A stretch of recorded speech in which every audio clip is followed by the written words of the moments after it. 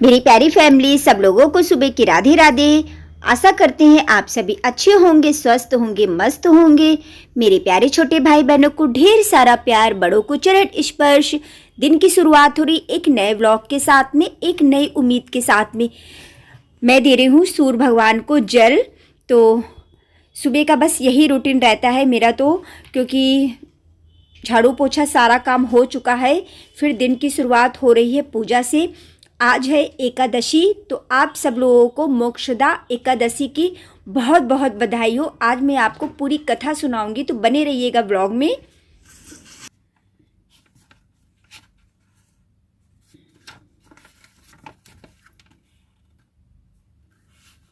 मोक्षदा एकादशी व्रत। श्री युधिष्ठिर बोले, हे भगवान, आप तीनों लोगों के स्वामी हो, सबको सुख देने वाले हो और जगत के पिता हैं, इसीलिए मैं आपको नमस्कार करता हूँ। हे देव, कृपा कर मेरे एक संयम को दूर कीजिए। मार्ग ऋषि माह के शुक्ल पक्ष में जो एकादशी होती है उसका नाम क्या है? उस दिन कौन से देवता की पूजा की जाती है और उसकी क्या विधि है? भगवान, मेरे इन प्रश्नों का विस्तार सहित उत्तर देकर मेरे संदेह को दूर कीजिए। भगवान कृष्ण बोले, हे अर्जुन, तुमने अत्यंत उत्तम प्रश्न किया है। मार्ग शीर्ष माह के शुक्ल पक्ष की एकादशी अनेकों पापों को नष्ट करने वाली है तथा यह मोक्षदा के नाम से प्रसिद्ध है। इस दिन श्री दामोदर भगवान की पूजा धूप बत्ती नैवेद्य आदि से भक्ति पूर्वक करनी चाहिए। हे अर्जुन, अब मैं एक पुराण की कथा कहता हूँ।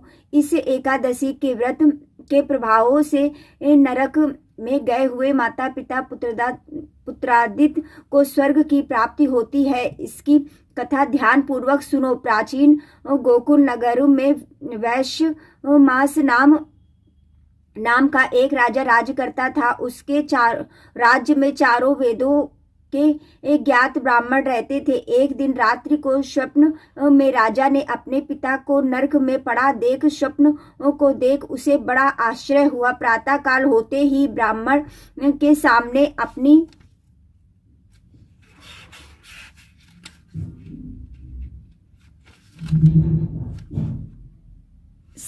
अपनी सब स्वप्न कथा कहने लगा कि हे ब्राह्मण, रात्रि को स्वप्न में मैंने अपने पिता को नरक में पड़ा देखा है। उन्होंने मुझसे कहा कि हे पुत्र, मैं अब नरक भोग रहा हूँ, तुम मेरी यहाँ से मुक्ति करा सबसे।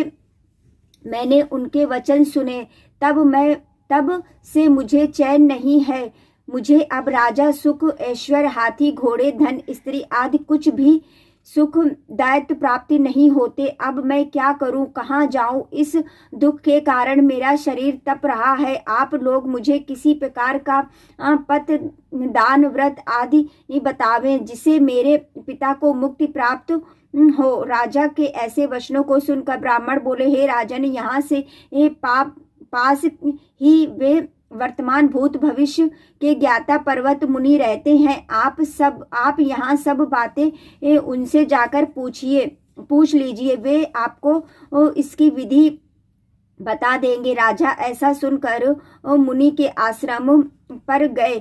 उस पर चारों वेदों और ज्ञात पर्वत मुनि दूसरे ब्राह्मण के सामने बैठे थे। राजा ने जाकर उनको साष्टांग प्रणाम किया। पर्वत मुनि ने उससे सांगोपांग शुक्ल क्षेम पूछी। तब राजा बोले, हे देव ऋषि, आपकी कृपा से मेरे राज्य में सब कुशल है, परंतु अकस्मात एक विघ्न आ गया है जिससे मुझे अशांति हो रही है। ऐसा सुनकर पर्वत मुनि ने एक मुहूर्त के लिए नेत्र बंद कर लिए और भूत भविष्य को विचारने लगे। फिर बोले, हे राजन, मैंने योग बल के द्वारा तुम्हारे पिता के समस्त कुकर्मों का ज्ञान प्राप्त कर लिया है। उन्होंने पूर्व जन्म में कपात तुर होकर सौत के कहने पर अपनी दूसरी रानी को दान मांगने पर भी नहीं दिया।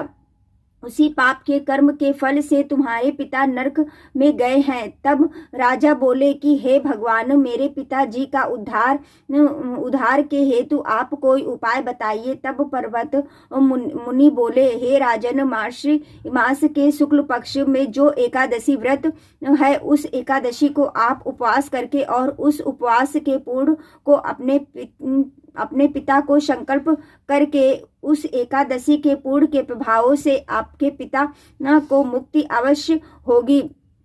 मुनि के वचन को सुनकर राजा अपने राज्य में आया और कुटुंब सहित मोक्षदा एकादशी का उपवास किया और उस उपवास के पूर्ण को राजा ने अपने पिता को दे दिया, अर्थात संकल्प छोड़ दिया। उस पूर्ण के प्रभावों से राजा के पिता को मुक्ति मिली और स्वर्ग में जाते हुए अपने पिता से बोले, हे पुत्र, तेरा कल्याण हो। यह कहकर स्वर्ग चले गए। माँ के शुक्ल पक्ष की मोक्षदा एकादशी को जो कोई व्रत करके उनके समस्त पाप नष्ट हो जाते हैं और अंत में स्वर्ग लोक को जाते हैं। इस व्रत से बढ़कर मोक्ष देने वाला दूसरा कोई भी व्रत नहीं है तथा इस व्रत की कथा को सुनने व पढ़ने से वाजपेयी यज्ञ का फल मिलता है। श्री बांके बिहारी लाल की जय हो। श्री राधा रानी सरकार की जय हो। माता जगी पार्वती पिता महादेवा, लड्डून का भोग लगे संत करे सेव। जय गणेश जय गणेश जय गणेश देवा, एक दंत दयावंत चार भुजाधार, मस्तक सिंदूर शोभे मूस की सवारी। जय गणेश जय गणेश जय गणेश देवा, अन्नन को आँख दे तो कोढ़िन को काया, बाजन को और चढ़े मेवा, सूर श्याम शरणा भी सफल कीजिए सेवा। जय गणेश जय गणेश जय गणेश देवा, माता जगी पार्वती पिता महादेवा।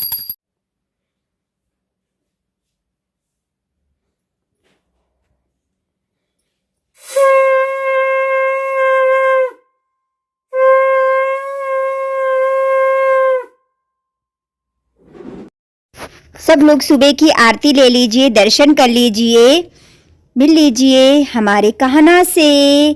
कहना लाडो रानी, कहना राधे राधे, लाडो रानी राधे राधे। सब लोग आरती ले लीजिए। इसके बाद में बन रही है चाय। चाय बेटी बना रही है। चाय पीने के बाद में फिर मैं करने लगी हूँ सब्जी की तैयारी, क्योंकि सब्जी भी बना देती हूँ फटाफट से। टाइम बहुत हो जाता है, ये समझिए इस समय टाइम हो रहा है 11 बज गए। इतना सब करते करते 11 बज जाते हैं, पता ही नहीं चलता है टाइम का। और अब तो कड़ाके की ठंड होने लगी है। आज जैसा कि मेरा और मेरी बेटी का व्रत है, तो मैं 3 लोगों का खाना बनाना है, बेटी के लिए, बेटे के लिए, पति जी के लिए। तो सिंपल सी सब्जी छौंके दे रही हूँ। बंधा आलू कट कर लिया था, आलू ज़्यादा नहीं कट किया था, 2 ही आलू डाले थे। ये आलू ऐसा है बहुत जल्दी गल जाता है, चिकसोना आलू है तो बहुत जल्दी बनता है आलू। गैस देखिए बंद हो गई थी। तेल लग दिया है, तेल गरम हो गया है। हींग जीरा डाल दिए, हरी मिर्च डाल दी है। इसके बाद में मसाले डाल देते हैं। ज़्यादा मसाले नहीं अच्छे लगते सब्ज़ी में, नॉर्मल ही मसाले अच्छे लगते हैं। फिर वो अकराने से लगती है सब्ज़ी, तो नहीं अच्छी लगती है। अब देखिए मसाले अच्छे से भून लिए हैं। डाले दे रहे हैं बंधा आलू। मटर नहीं, अभी इस समय मटर नहीं ला रहे हैं, क्योंकि मटर काफ़ी महंगी है मटर, तो थोड़े दिन रुक जाते हैं, फिर तो मटर ही मटर मिलेगी। अच्छी लगती है मटर। डाले दे रही हूँ बंधा। आधा बंधा काटा है, क्योंकि फिर बहुत ज़्यादा सब्जी हो जाती। सब्जी भी बच्चे बहुत कम खाते हैं। आधे बंधा मतलब बहुत ज़्यादा है। अच्छे से मिक्स कर देंगे और झाँप के रख दूँगी सब्जी बनने के लिए। फिर मैं आपको दिखाती हूँ, तब तक और भी काम कर लेंगे। प्लेट झाँपे दे रही हूँ। नमक डाल दिया है। ये देखिए सब्जी बनके तैयार हो गई है।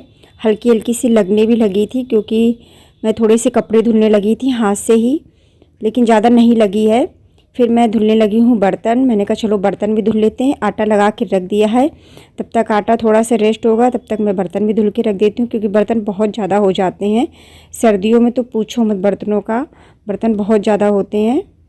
मन भी नहीं करता धुलने का, फिर लगता है एक बार धुलो तो सारे बर्तन ही धुल लो। बार बार इच्छा नहीं होती बर्तन धुलने की।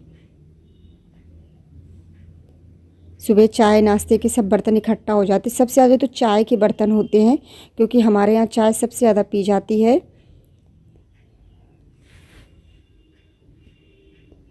बर्तन धुलने के बाद में बना ले रहे हैं रोटियाँ। तो आ जाइए मेरी प्यारी फैमिली, आप लोग भी गर्मा गर्म रोटियाँ खाने। बंधा की सब्जी रोटी। प्यारी फैमिली, आज का ब्लॉग यहीं तक था। अगर थोड़ा सा भी ब्लॉग अच्छा लगा हो तो प्लीज़ फ्रेंड्स वीडियो को लाइक कीजिएगा, सब्सक्राइब कीजिएगा, अपना साथ अपना प्यार यूं ही बनाए रखिएगा। मिलते हैं कल एक नए ब्लॉग के साथ में। आप सब लोगों को दिल से राधे राधे।